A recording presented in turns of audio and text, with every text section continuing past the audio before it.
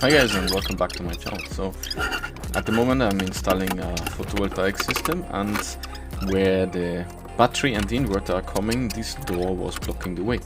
So I have to make it smaller because the battery will be fixed in place, and if the door stays this size I can't open the door anymore. So I have to remove the bracing, cut the bracing shorter, then put the bracing back in place, and then I can start cutting the wood bracing. Cut it by hand because it's easier. Now I cut a small place on it, and now the fixed part of the door is already mounted.